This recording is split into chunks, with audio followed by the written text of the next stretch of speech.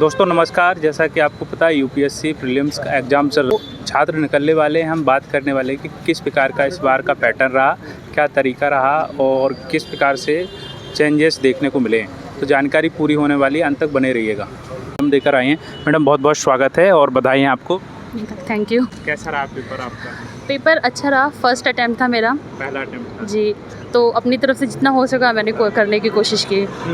जी। पहला अटैम्प्ट था तो पीवाईक्यू आपने देखे होंगे, तो क्या बदलाव देखा है पैटर्न में आपने? पीवाईक्यू के अकॉर्डिंग मुझे पॉलिटी के क्वेश्चंस बहुत ज़्यादा दिखे और इजी भी दिखे, क्योंकि अगर आपने सही से पढ़ा होगा तो आराम से टच कर लोगे। मतलब सारे क्वेश्चन ऐसे थे जो आपके टच में ही थे, कुछ बाहर से नहीं था। बाकी सीसेट की बात करें तो कॉम्प्रिहेंशन में आपको एक क्वेश्चन प्रतिबिंबिता मीन्स उस क्या बताना चाह रहा है कॉम्प्रिहेंशन, और दूसरा उसका पॉइंट आपको ये दिखाएगा कि इसकी पूर्व अवधारणा क्या है। तो कॉम्प्रिहेंशन पूरा ऐसा ही था।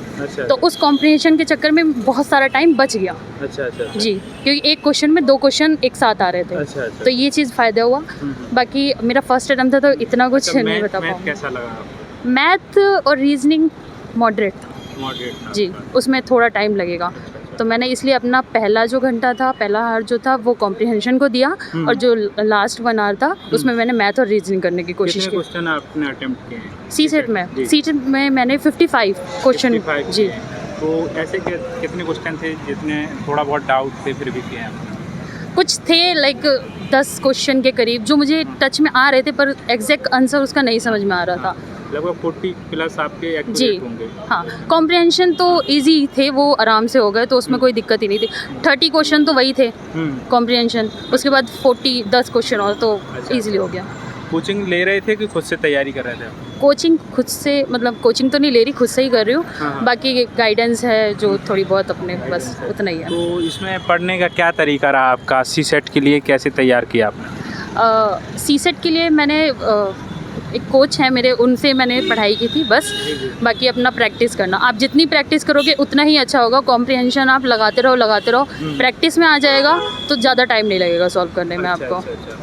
और इसमें हम बात करें मैथ के लिए, मैथ के बिना भी कर सकते हैं यदि मैथ नहीं आ रहा है, तो कैसा आपको अनुभव रहा है कि यदि मैथ नहीं आ रहा है, मैथ को छोड़े बगैर भी सीसेट को निकाला जा सकता है क्या? हाँ, मुझे ऐसा फील हुआ, क्योंकि कॉम्प्रिहेंशन ही आपके 30 क्वेश्चन ले रहे हैं। तो आपका हाफ तो हो ही गया है। आप फिर मैथ और रीजनिंग में अपना थोड़ा थोड़ा कंट्रीब्यूशन करके पास हो सकते हो। जी। अच्छा, पहला अटेम्प्ट था तो टाइम मैनेजमेंट का कोई इशू हुआ आपको कि? मैं थोड़ा सा कॉम्प्रिहेंशन को लेकर डर में थी, पर मैंने जैसे आपको बताया पूर्व अवधारणा और वो 2 क्वेश्चन एक में ही आ जा रहे थे, तो एक पैराग्राफ पढ़ के ही मेरे 2 क्वेश्चन सॉल्व हो जा रहे थे। तो वो मुझे थोड़ा फ़ायदा कर गया। उसमें फ़ायदा। जी। तो ओवरऑल बात करें, क्या अनुभव रहा है पेपर दे के, कैसा लगा है? और पहला अटेम्प्ट था, क्या उम्मीद है मैडम? उम्मीद तो है खुद से कि हाँ होने की कोशिश है, हो जाएगा, क्योंकि पेपर अच्छा ही गया है मेरा। अच्छा। बाकी देखते हैं। अच्छा, जीएस को कैसे आप कर रहे थे? जीएस के लिए एनसीईआरटी वगैरह पढ़ रहे थे कि क्या कर रहे थे? जीएस के लिए एनसीईआरटी और पीवाईक्यू सबसे मस्ट है। कितने सालों के पीवाईक्यू आपने देखे? एटलीस्ट 5-6 साल तो करिए ही करिए। बाकी 10-12 साल का तो करना चाहिए। 2 बार आपको 10-12 साल का करना चाहिए। बाकी लास्ट 5 ईयर के तो लगातार आप 6-7 बार, जितनी बार हो सके आप उतनी बार उसको करने की कोशिश करिए।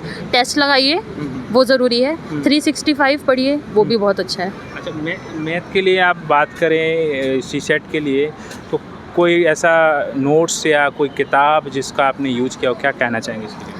नहीं, मैंने ऐसे कोई किताब नहीं यूज़ की है। पीवाईक्यू देखा है? हाँ, पीवाईक्यू देखे हैं। पीवाईक्यू ही मैंने सॉल्व किए हैं। अच्छा, तो वो तो मेन वही है। हाँ, सीसेट के लिए पीवाईक्यू ही सॉल्व किया है मैंने।